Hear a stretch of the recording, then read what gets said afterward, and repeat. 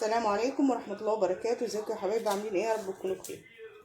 معانا النهارده اكله بسيطه كده وخفيفه، يا رب تعجبكم. عندي حتتين لحمه، حوالي ربع كيلو لحمه، فمش هينفع يتعمل لوحده. عندي بقى نص كيلو باميه، فقلت اعمل لهم باميه مع ايه، مع حتتين لحمه دي. فان شاء الله خليكم معايا كده ونشوف هنعمل ايه. انا بشوح البصلايه يا جماعه وهنزل عليها قطع. انا مقطعاها قطع زي ما انتم شايفين كده، غسلاها ومظبطاها ومقطعاها قطع صغيره.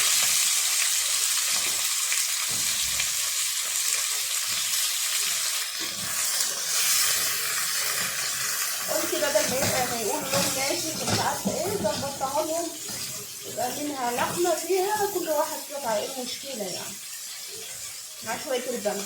ويلا الباميه هنا هتغلي ان شاء الله وهوريها لكم خطوه خطوه. حط شويه ملح. انا بحط الملح في اول الاكل يا جماعه، حتى لو لحم بحط الملح عادي، وحبهان 4 حبهان، واحط نطره فلفل، نطره الفلفل.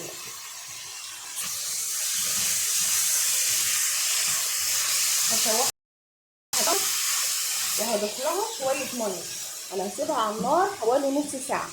اللحمه تستوي لوحدها هخليها نص ساعه لوحدها، والنص ساعه التانيه لان انا مقطعاها قطع صغيره، النص ساعه التانيه تستوي فيها مع الباميه، لان هضيف الباميه مع قطع اللحمه. هنظبط لها دقه توم وهنظبط الدنيا معاها. خليكم معايا وهتشوفوا احلى طبق باميه كده يا جماعه. اللحمه خلاص استوت، هنضيف ليها الباميه، هيكملوا سوا مع بعض.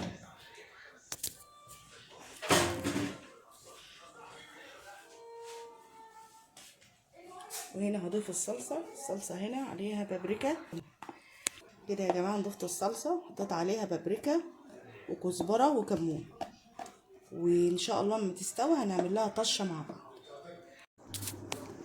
هنزل هنا بمعلقه توم مفرومه مع كزبره مع كمون. دي الطشه بتاعتي يا جماعه.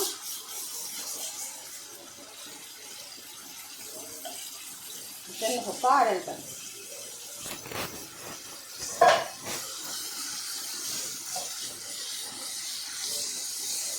هو كده الفلفل،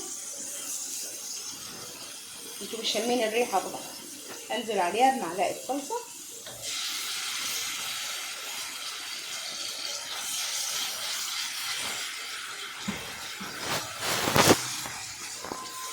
انا ما رضيتش احط الصلصه عليها على طول يا جماعه عشان الماده الحافظه بتاعتها تروح منها. انا مش عايزه فيها ماده حافظه، لازم ننزل فيها في الزيت زي ما انتم شايفين كده. انزل بقى على الباميه بتاعتي. بسم الله الرحمن الرحيم.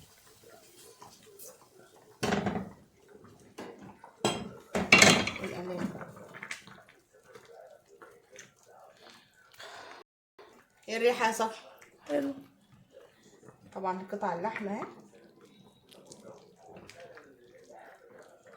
ونص قرن الشطه. ده حوار يا جماعه، انا ضربت نصه مع الطماطم في الاول، واللهم صل على النبي، والنص التاني حطيته زي ما هو ني كده عشان اللي عايز ياكله، وعشان الحراره بتاعته لانه هو حار كده. بقى 5 دقايق واطفي عليها خلاص. هي ما شاء الله لفت اهي، واحنا بنحبها مهروسه كده يا جماعه.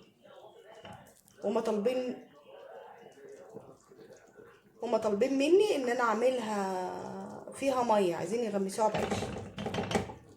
هي كده